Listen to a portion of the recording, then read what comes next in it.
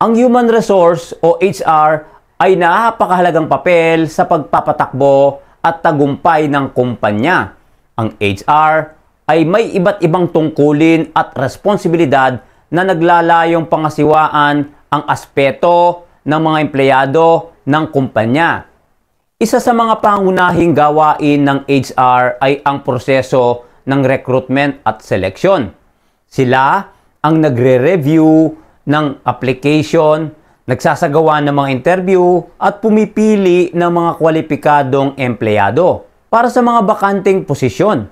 Pagkatapos nilang ma-hire, ang HR ay nagiging bahagi rin ng onboarding o pagtutok sa bagong empleyado upang matulungan silang magtagumpay sa kanilang mga tungkulin. Ang HR ay nagpaplano rin ng mga patakaran at regulasyon sa trabaho. Kabilang ang mga benepisyo at compensation. Sila ang nagmamanage ng mga employee relation.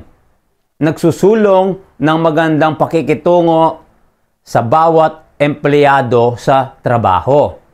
At sinisiguro nila na ang mga empleyado ay nagtatrabaho sa isang ligtas at maayos na environment. Kasama sa mga responsibilidad ng HR ang pag-handle ng mga issue sa mga trabaho gaya ng disciplinary actions at grievance procedure. Sila rin ang naglalaan ng training at development programs para mapabuti ang kasanayan at kaalaman ng isang empleyado. Sa kabuuan, ang HR ay isang mahalagang bahagi ng negosyo na nakatutok din sila sa pamamagitan ng tamang pamamahala ng tao at pagbibigay ng suporta upang mapanatili ang produktibidad at tagumpay ng kumpanya. So, kasukses, ngayon, alam mo na ang papel at ginagawa ng human resource. Sa susunod na video, pag-usapan natin yung finance.